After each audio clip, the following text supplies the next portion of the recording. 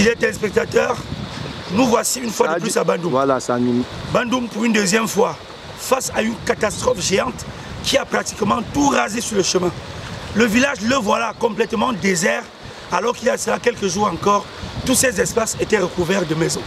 Beaucoup de dégâts matériels et un village complètement rasé sur l'effet des pluies torrentielles qui sont parties dans la montagne et qui sont abattues sur le village avec une vitesse foudroyante. Aucune maison n'a été épargnée, pratiquement des hommes à l'abri, certes, mais avec beaucoup d'enfants qui ont été emportés et que par la grâce de Dieu, ils ont été récupérés dans les ruines.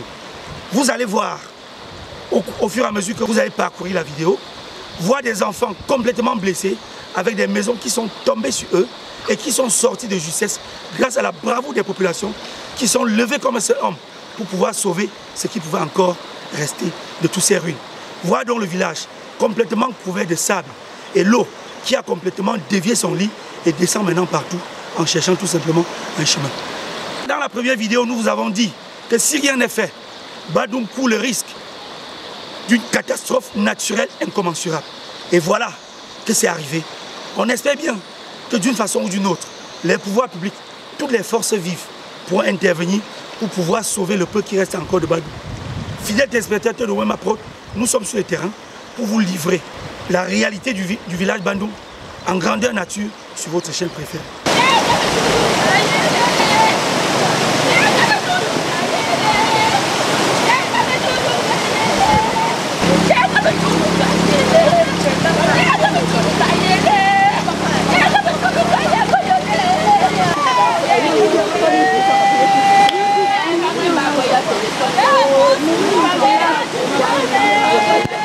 Des pleurs et des cris de détresse dans un environnement quasiment désert, le village Bandoum est victime d'une terrible catastrophe naturelle.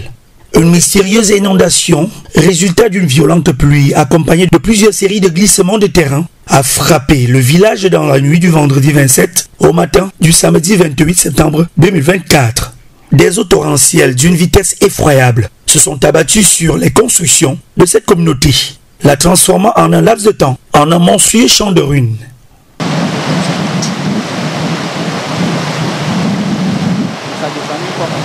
Le sang de Nil, c'est qu'on voit. Ça passe à l'orient.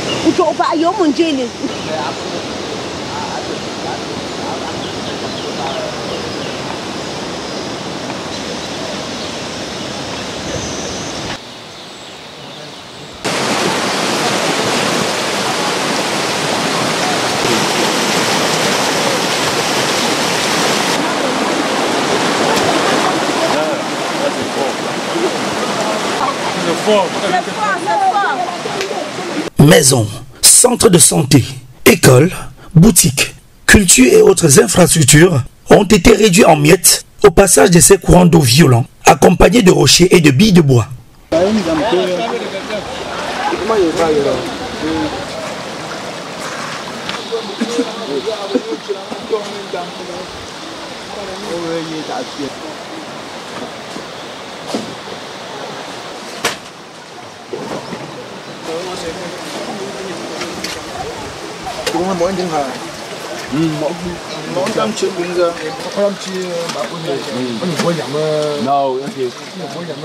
bâtiment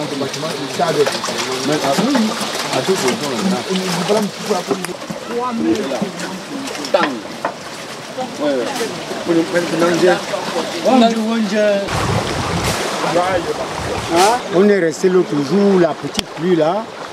Finalement, vers les 15 heures, on voit seulement les troncs d'arbres commencer à descendre. Ça a cassé toutes les maisons. On est déjà à plus de 100 poussées de maisons là. Et ça a bouché le lit d'eau. Ça a bouché le lit d'eau. L'eau a pris notre direction, écrasé toutes les maisons, comme vous voyez là. On n'a rien récupéré. Toutes les maisons sont couchées toujours en boucle. Toutes les maisons sont couchées là. Regardez, nous on n'a rien. On n'a absolument rien. On ne peut rien, la main de... Avec les mains, nous ne pouvons pas faire ce que vous êtes en train de voir. Alors si vraiment le gouvernement peut venir à notre aide, rien que d'abord nous drainer l'eau là, pour permettre aux enfants, parce que tous les enfants sont bloqués à la maison. Personne ne fréquente, parce que c'est ici qu'on traverse pour aller à l'école. Un enfant ne peut pas traverser là, pour aller à la maternelle, pour aller à la CIL. Donc vraiment nous sommes bloqués. Nous sommes entièrement bloqués. Nous demandons vraiment que vous nous venez en aide, que l'État nous en aide. Le pont qui permettait la traversée de la rivière Malapungé est désormais inexistant. Les gravats et du sable ont complètement recouvert cette infrastructure avec un cours d'eau qui a totalement changé de lit. Voici le pont de Bandoum qui est affectionné vraiment même plus. Bien que les vitres là, quand on regarde, on peut voir le pont, il n'y a plus rien, c'est fini.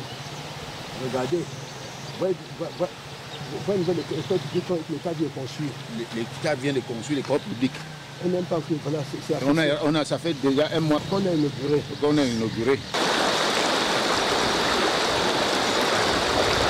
Finalement, avec le beau d'en haut, ça a emporté les enfants là.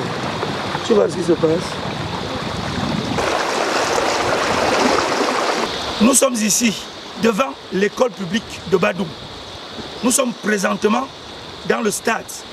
L'aire de jeu qui permettait aux enfants de passer leur récréation. Vous voyez complètement que l'aire de jeu est recouverte de sable et c'est même par là que le lit d'eau passe actuellement. Voilà l'école derrière. Le bâtiment principal, complètement inondé et complètement bloqué. Les portes ne peuvent plus s'ouvrir. De l'autre côté, un autre bâtiment qui était certes en matériaux provisoires en construction, mais qui finalement a cédé sur la pression des eaux et des troncs d'arbres. Tout un côté est complètement au sol, mais l'autre résiste encore à moitié rempli de sable et d'eau. Les enfants ne pourront plus fréquenter ici. Certainement demain lundi, les enfants n'iront pas à l'école, ils ne pourront pas aller à l'école parce que le bâtiment et l'école tout entière est englouti de sable et d'eau et des troncs d'arbres qui ne permettraient à personne de pouvoir fréquenter ici dans les conditions optimales. Ça c'est Bandoum, l'école publique de Bandoum, juste derrière moi. Nous sommes ici devant le bâtiment nouvellement construit à l'école publique de Bandoum. Ce bâtiment, à peine entamé la construction, qui n'est même pas encore achevé, l'eau est venue directement raser le bâtiment à moitié. Et quand on le voit, il sera difficile que ce bâtiment soit encore exploitable parce que dans les conditions pareilles, on ne sait pas si on va continuer le travail ou bien on va détruire et reconstruire. Vous voyez, les murs sont encore tout frais, les tôles sont encore toutes neuves et même l'arbre de paix qu'on a planté pour inaugurer le bâtiment, entre guillemets, est encore tout frais là.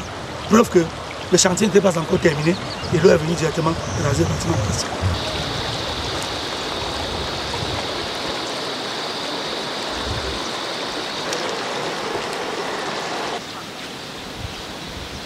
Les câbles électriques sont perdus dans ces détritures qui n'offrent même plus la possibilité d'identifier avec certitude la position réelle des biens immobiliers.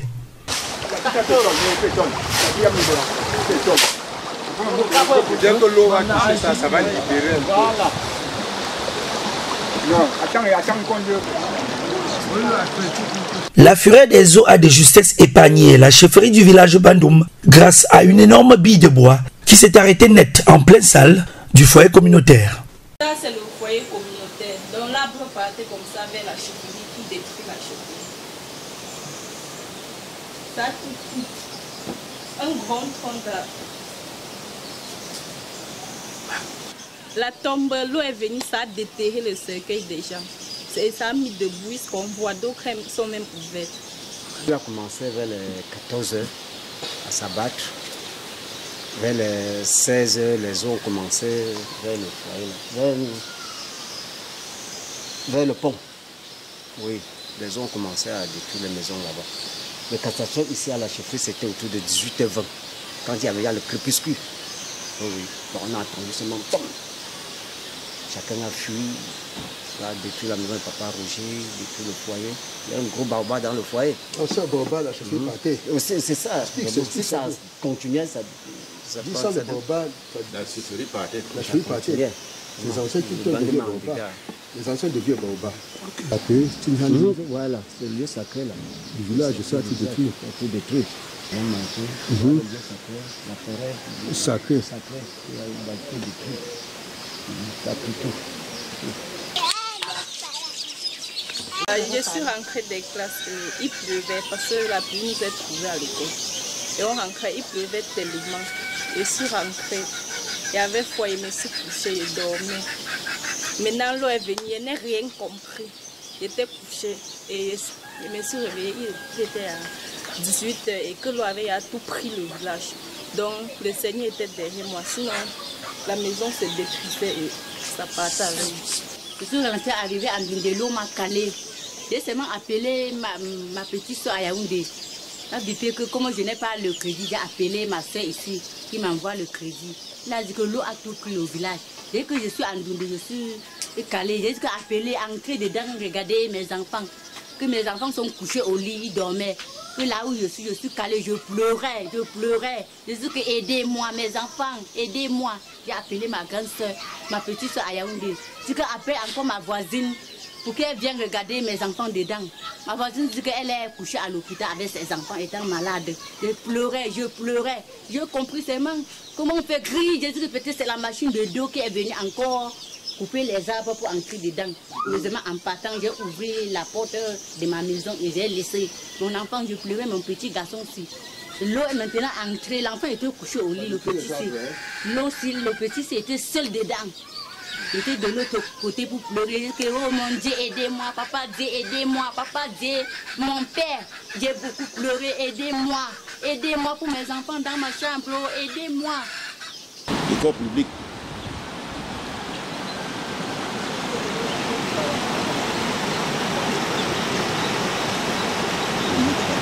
Nous savons que chaque temps il y a inondation, mais cette fois-ci on ne s'attendait pas à une catastrophe.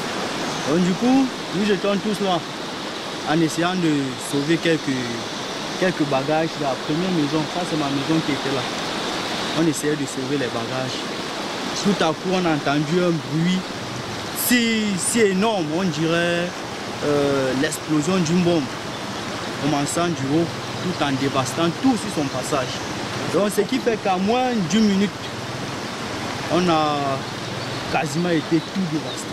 Tout a été totalement englouti. On ne peut pas dire plus parce qu'on est tellement bouleversé. Mais bon, c'est arrivé. Question de suivre.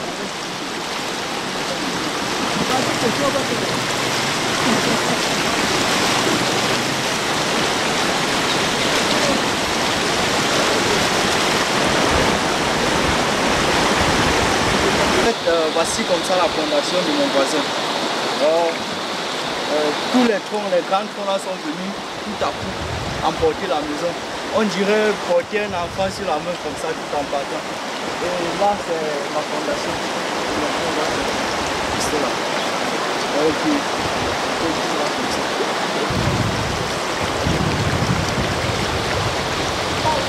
Des enfants ont été sauvés de justesse au centre de santé intégré de Bandoum, une structure qui a subi d'énormes dégâts matériels. On était à l'hôpital. L'eau est venue à l'hôpital. On est parti derrière la maison qui est à l'hôpital là. Nous on se prend là-bas, nous on comprend seulement l'eau vient. Ça casse la maison là, ça tombe sur nous. Et nous on entre dans l'eau, on ne connaît même pas comment ça s'est passé.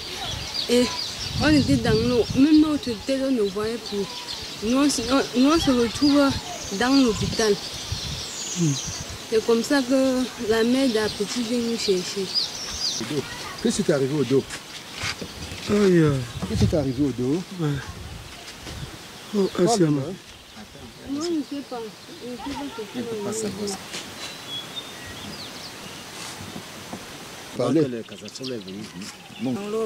Les lattes ont blessé partout. Et tu sors comme ça à l'hôpital? Nous n'avons plus là où dormir. C'est au moins 60 maisons qu'on a détruites. En un quart de temps, 2 heures de temps, on a tout fini, un village. Nous ne savons pas là où on va dormir. Même là où pour dormir, il n'y en a pas. Même la nourriture pour manger, il n'y a pas. Tous les champs sont détruits. Nous ne savons pas. Les écoles, les hôpitaux, on ne voit, on n'a rien à Bandoum encore. La Bandoum est à terre. Même jusqu'à la chefferie. Nous sommes éparpillés dehors comme ça, nous ne savons pas. Nous dormons encore à la Belle Étoile, papa me dit non là. Hey, nos coyotes frères, venez nous en aide au Seigneur. On vous salue, le gouvernement, tout le monde, nos élites, tout le monde. Ça sont les 2 bébés que j'ai été à l'hôpital avec eux. Ils ont bu l'eau. L'eau les a recouvrés. Nous ne savons même plus qu'ils devaient vivre. C'est le village qui a pu les récupérer. Les mamans se sont battues, on demandait les habits partout pour pouvoir on les a réanimés pour pouvoir les habiller. On vous demande pardon de nous aider, nous sommes vraiment dépassés. Depuis 2 jours, nous n'avons pas mangé. Nos écoles sont parties, le centre de santé s'est écoulé sur ces enfants-là. On a seulement cassé pour pouvoir les retirer. Depuis, nous n'avons rien mangé, on demande votre secours, pardon, aidez-nous. Les enfants là, franchement, je ne sais pas. Pardon, on essaie de chercher comment moyen pour les évacuer. Nous ne savons pas les suites de santé. Pardon, aidez-nous. Nous sommes calés en haut, nous sommes bloqués en bas, nous sommes bloqués. Les enfants sont là, ils se sentent pas bien. Ils ont bu l'eau. Dans cette eau sablonneuse qui continue de couler sur les ruines des bâtiments, chacun tente de sauver ce qui reste encore de son patrimoine mobilier.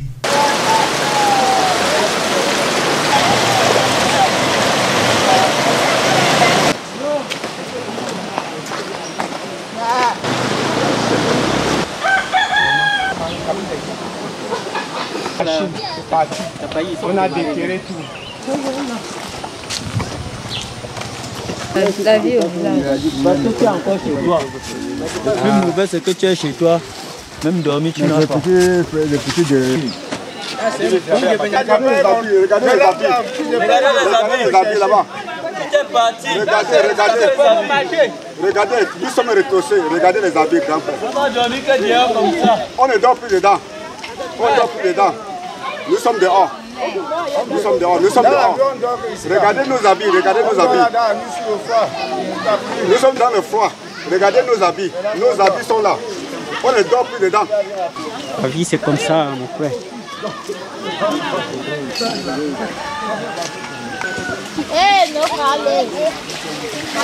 Ouais. Je n'ai pas les chaussures depuis c'est comme ça, non? Par vagues successives, des émissaires d'autres chefs du village venus porter auprès du chef Bandoum le message de réconfort de ses homologues rois. Moi, c'est Kambandje, conseiller municipal, deuxième mandat, que le chef Bandoum m'a envoyé de venir assister son homologue qui est endeuillé. Alors, la chefferie que vous voyez comme ceci devant nous là, il y a un gambie de bois là-bas que si les ancêtres ne bloquaient pas, la chefferie partait. Le village est inondé d'eau, il n'y a pas d'école, il n'y a pas de dispensaire, tout est détruit. Vous me regardez comment ça peut, vous allez voir l'événement, les rochers, les collines ont détruit. Ça a mis près de plus de 200 personnes comme ça là. Ils sont partis. Là, je venu vide, il n'y a plus personne. Je vais dire déjà bonjour à la maison Wema Production qui a ménagé des efforts pour venir vivre en réalité le drame qu'on vit depuis pratiquement 2-3 jours dans le village de Bandoum de Sa Majesté Fonkan Moïse Ida. C'est à observer, c'est des pleurs, c'est des larmes, c'est quelque chose de si inoubliable pour le peuple Bandoum. Les mamans qui sont en détresse, les enfants qui sont en détresse, l'éducation, la santé qui ne doit même plus pratiquement exister parce que tout est pratiquement à terre, réellement à terre. Ça veut dire que l'État camerounais est appelé d'urgence à intervenir, surtout pour le petit moyen de suivi avant que les mesures soient prises en considération.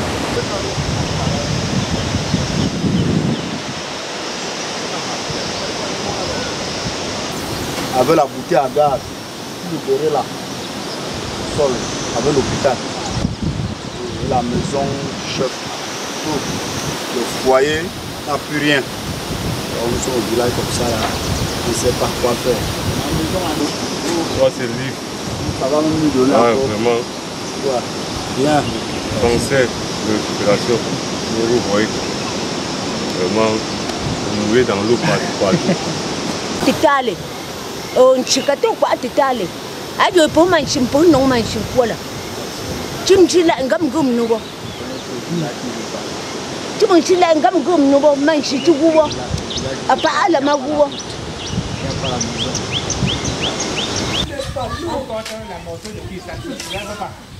On est là, on se bat. Depuis le matin, on est sur place, on n'a rien fait. Tu vas où?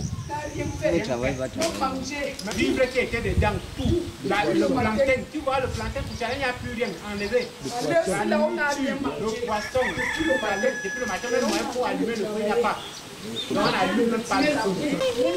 L'intérieur, c'est avec plein d'eau. C'est maintenant qu'on ouvre pour voir comment elle est. Des pleurs à n'en point fini, Pour ces membres de famille qui découvrent à l'instant la réduction à néant de leur patrimoine familier depuis plusieurs siècles.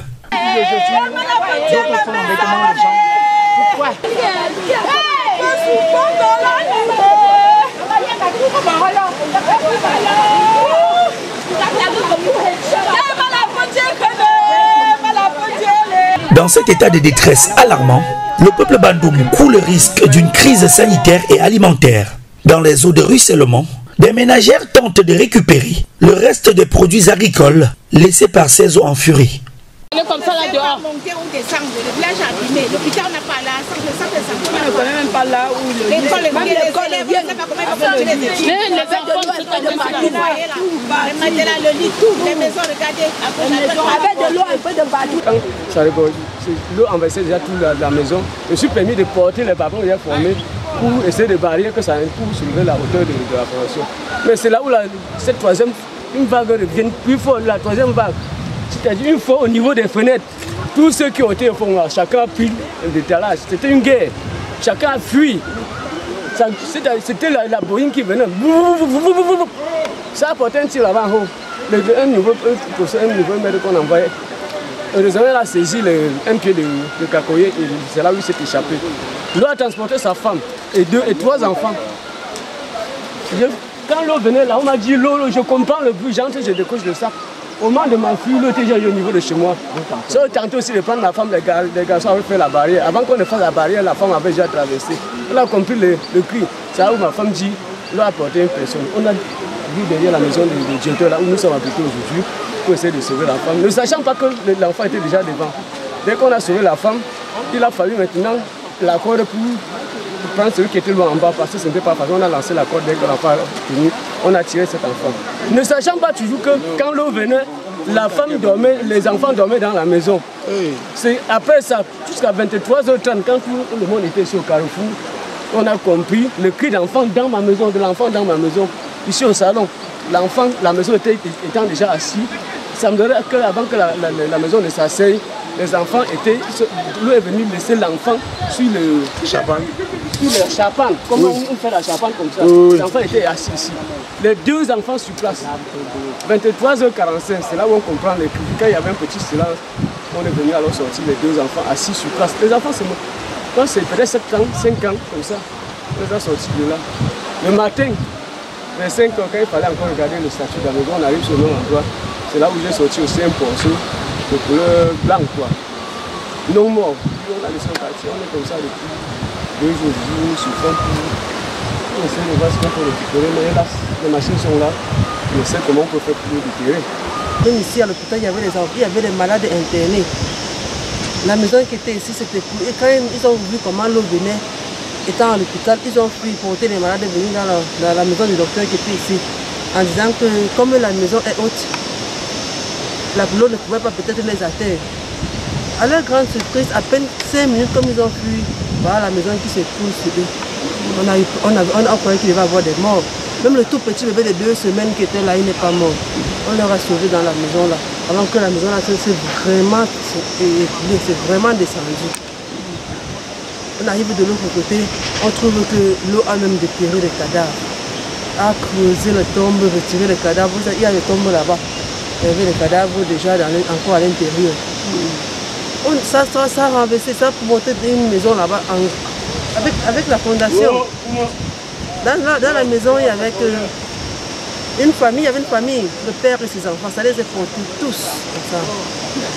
On a un bébé de 2 ans et puis 4 ans. On a cherché, il y a aussi une fille de 10 ans, la mère et le père. Voilà, le père a commencé à se sauver, il s'est sauvé sur le cacao. Il a donc attrapé le cacao pendant que l'eau le balançait. Il a mis pression avec la force de l'homme.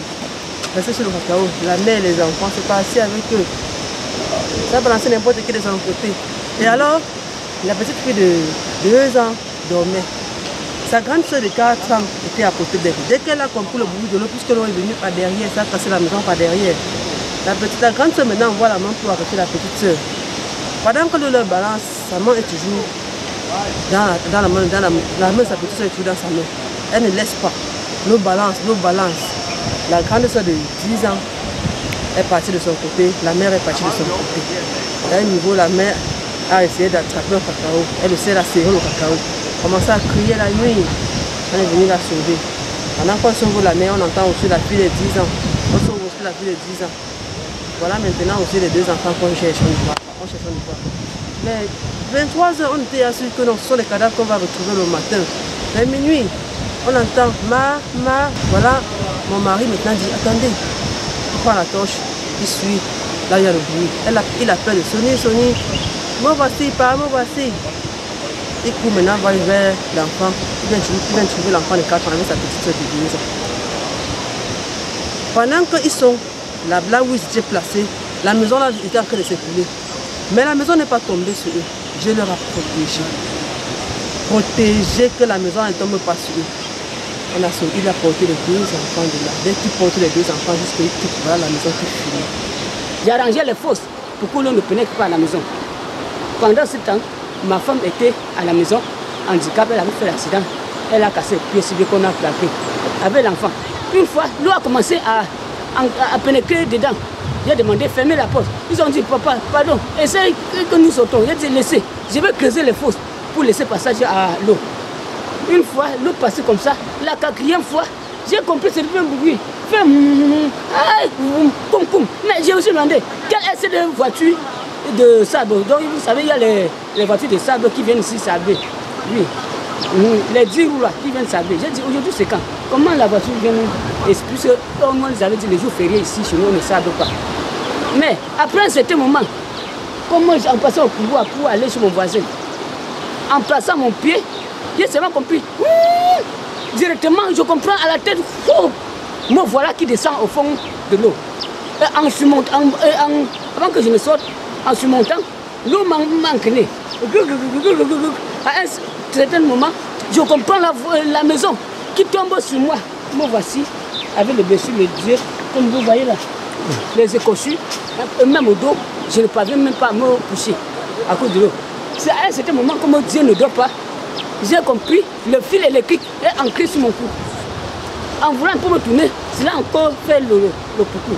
Maintenant, j'ai essayé d'arrêter ce fil. En soulevant la main, ma main est partie ce fil. J'ai arrêté ce fil, tiré. Et en tirant maintenant, j'ai vu un tronc de bananier qui descendait.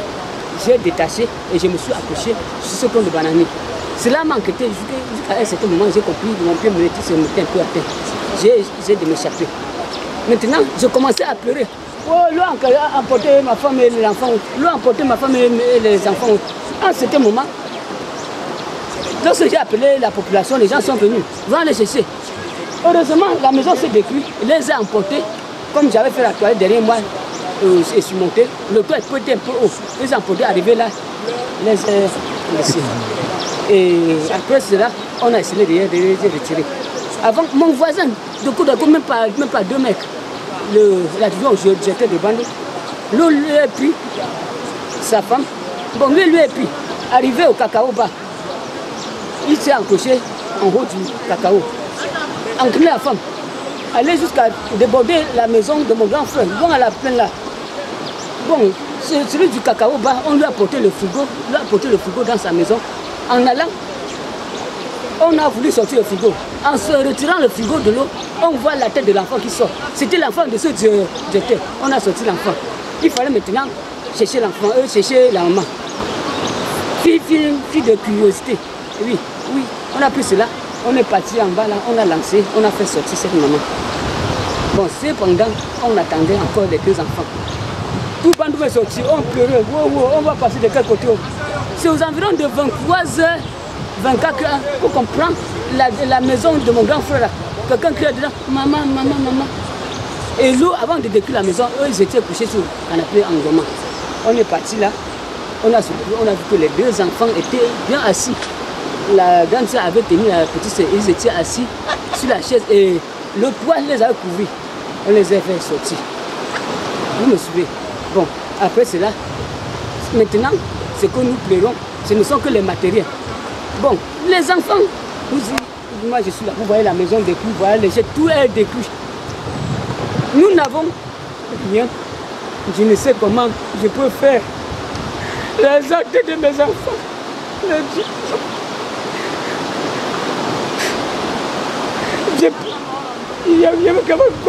Même si que ne serait-ce une matière où je peux aller chez quelqu'un, dit que j'ai fait une journée de travail.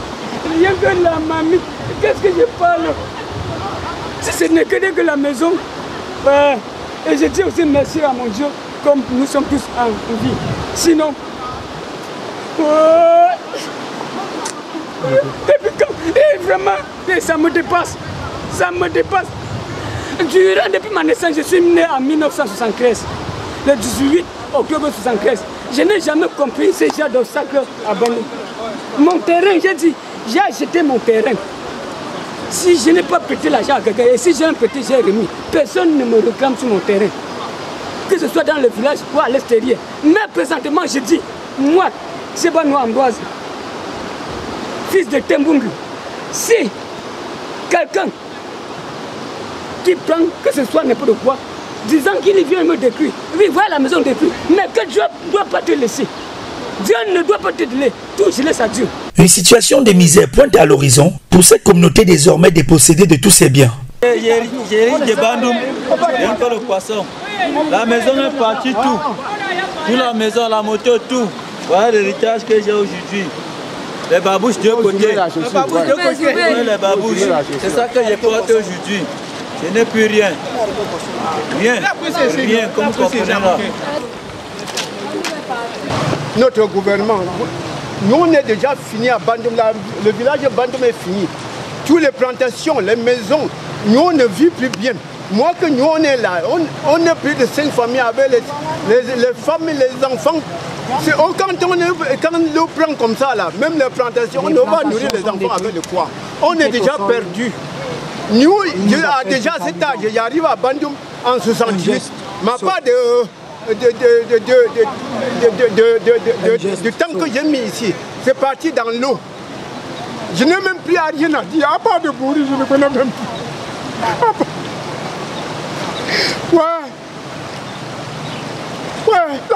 La créature m'a déçu. Et c'est celui du 24 mars 2023. Ce n'était rien que sur ici. Des gros baobabs, détruire les collines. Où ils ont détruit les collines avant d'envoyer les baobabs comme ça, je ne connais pas. Situation d'urgence. Je vous dis, ma vie est finie. Depuis 68 que je suis arrivé à Bandung, me voici aujourd'hui. M'habiller même me dépasse. Nourrir, acheter même un cuivre de 100 francs pour donner à la dame pour qu'elle prépare la nourriture aux enfants. Il n'y a pas. Où le gouvernement va faire quoi sur Bandung? Toi à notre père. Toi à notre père. Aidez-nous. Le village de Bandung est parti. Moi, je n'ai plus la force pour monter là-bas la colline, créer la fondation. Je pars où avec la famille. L'éducation n'est plus possible pour tous ces enfants scolarisés, dont l'établissement a été complètement recouvert de sable et d'agrégats, avec des bâtiments complètement ou partiellement détruits.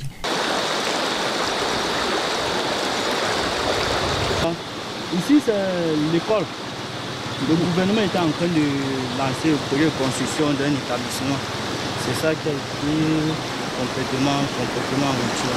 Donc voilà, on ne sait pas, c'est juste arrivé comme ça. On ne peut pas regretter parce que par la grâce de Dieu, aucune perte en vie humaine. Mais déjà, dégâts matériels, vous pouvez constater que c'est vraiment énorme. En tant qu'enseignant à l'école publique de Bandung, ce n'était même pas une nation de la catastrophe. On n'a jamais vu ça. Depuis que je suis ici, un sinistre. Depuis 2022, que l'État m'a recruté m'envoyer ici. Je n'ai jamais vu ça. Première année que je suis arrivé, c'est arrivé le 24 mars 2022. Mais ce n'était pas grave comme maintenant là. Cette fois-ci, c'était la catastrophe.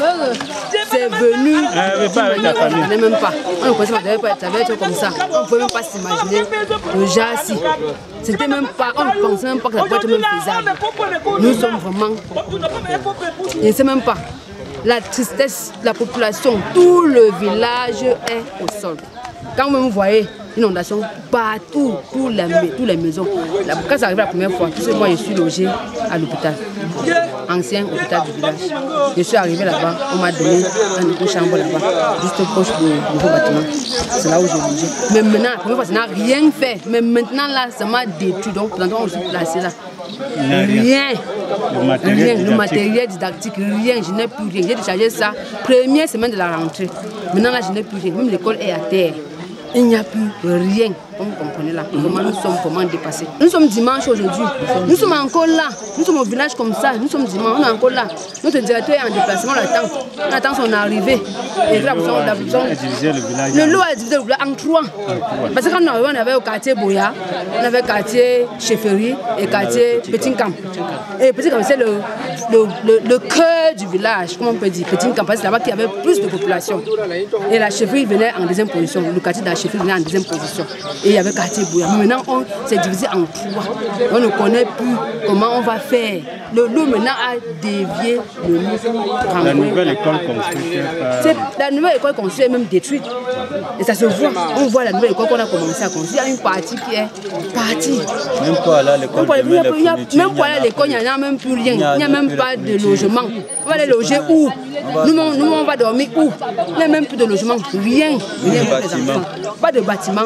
Pas de maison dans notre quartier là, dans notre village Bandung. Vraiment, qu'on nous aide seulement pour l'autre là. Nous sommes dépassés. Je suis enseignant, je suis venu seulement d'ailleurs. Je ne suis pas du village. Mais elle dort comme ça avec les mêmes habits depuis 3 jours. Depuis 3 jours, depuis vendredi. Ah, comment on dort depuis 3 jours? C'est depuis vendredi, on ne dort même pas. On ne dort même pas. Depuis vendredi que nous sommes là. Nous voici. Depuis vendredi. Vraiment. On nous aide vraiment. Le peuple Bandung crie à l'aide. Des mesures urgentes devraient être entreprises pour permettre à ce peuple sinistré de revoir tant il est encore possible la lumière du soleil. Ma maison est là, que ça a détruit. Et j'étais en train de construire une deuxième maison parce que je suis une famille de au moins de 8 enfants. Tous les dossiers sont partis, tout. La pension des enfants que je devais aller d'Indie inscrit, c'est parti. Je ne sais là où caser ces enfants. Vraiment, je suis dépassé. Me voici. Comme ça, là, je suis sorti. C'est la chance de Dieu qui a fait que je sorte. Sinon, même moi, je devais être entraîné. Merci vraiment. Je pleure à la population. Vraiment, regardez, c'est là. Le gouvernement pour bien aider nous. Vraiment, regardez ce qui se passe au Cameroun. Vraiment, de Dieu. On a déterré ça. On a déterré ma moto avant d'enlever. Le siège est tout parti. Vraiment. Moi, c'est Gemini Olivier. Je suis comme ça, victime de l'eau. De l'inondation, tout ce comme vous voyez là. Moi, je suis père de 9 enfants avec une femme. Je suis là, ma maison que j'étais en train de faire, ma petite boutique, la cacaoyère, c'était moi le DG de la cacaoyère. C'est à moi qui embrassais le coin. Toutes mes choses, tout le village, tout comme vous voyez, le terrain est nu là. C'était un terrain bien construit.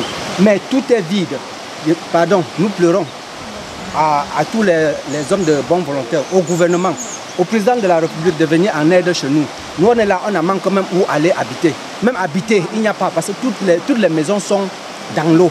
Désormais contraint pour les uns de se reloger chez les autres temporairement épargnés et pour les autres de quitter définitivement leur village pour chercher abri dans les communautés voisines. C'est pas facile, on a plus dormi. On va faire comment?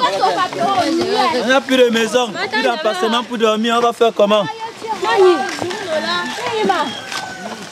C'est fort. Tu vas te débrouiller. Je ne peux pas me débrouiller en ville. La même chose que je sorti dans l'eau. Bon, le plat va de bail. Je suis parti. Alors, comme un dort pour un là.